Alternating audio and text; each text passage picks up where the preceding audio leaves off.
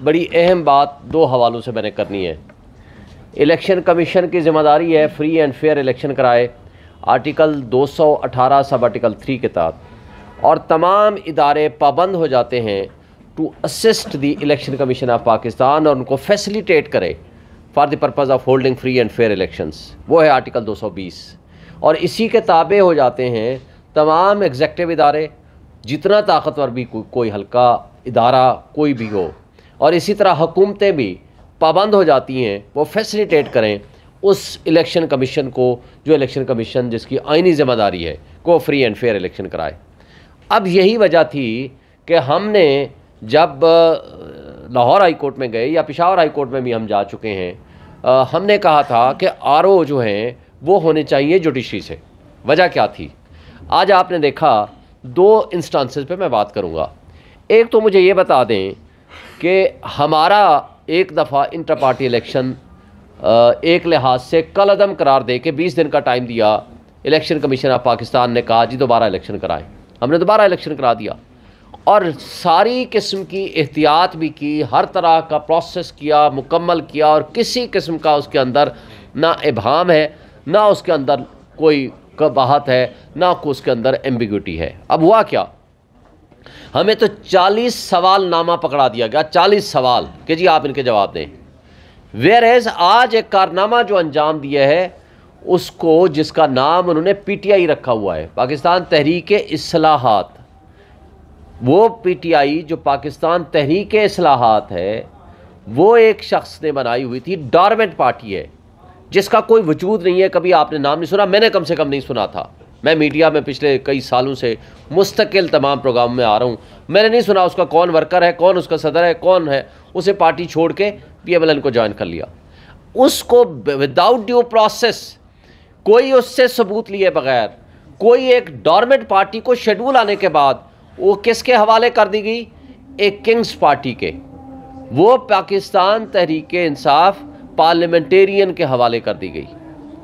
अब सवाल यहाँ ये पैदा होता है कि अगर आपको ये सारा प्रोसेस जो कि आगे लिखा हुआ है जी बाकी चीज़ें बाद में कर लेंगे, कि तो फिर उसके मद्दे मुकाबिल अगर इसको कंपैरिजन करें हमारी PTI पाकिस्तान तहरीक इंसाफ के साथ, तो क्या इलेक्शन कमीशन ये गैर जानिबदाराना काम कर रहा है जिसकी ये ज़िम्मेदारी है? और अगर नहीं कर रहा तो बड़े अफसोस से कहना पड़ेगा कि आप सबसे बड़ा एक आइनी इदारा है for the purpose of holding free and fair elections. अगर आपने अपनी ज़िम्मेदारियां अदा नहीं करनी, अगर आपने इस तरीक़े से डिस्क्रिमिनेशन करनी है, अगर आपने एक पार्टी को क्रश करने के लिए तमाम अपने वसाइल बरूए कार लाने हैं, जिसमें आज उनका दोहरा मेयार पिछले कई 2 सालों से हम देख रहे हैं, लेकिन आज का जो रवैया है वो सब आपने देख लिया है। दूसरी बात सिर्फ यहीं तक महदूद नहीं है, मैंने कल एक एप्लीकेशन दी है कि जनाब हमें party chairman, founder chairman, party chairman हमारे जो हैं गौहर साहब, इनकी तरफ से दी है, अपनी तरफ से भी दी है।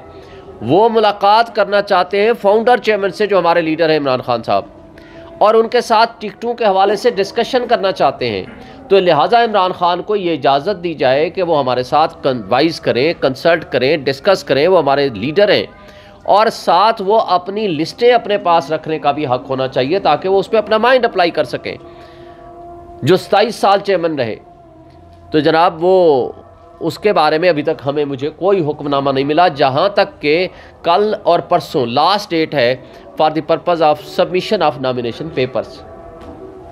लिहाजा सिर्फ यहीं तक महदूद नहीं किया इलेक्शन कमीशन ने अपनी जानिबदारी को शो करने के लिए, उसके अलावा हमें अभी तक बल्ले का निशान नहीं मिला, और अभी तक हमारे इंटर पार्टी इलेक्शंस के हवाले से भी कोई फ़ैसला सामने नहीं आया।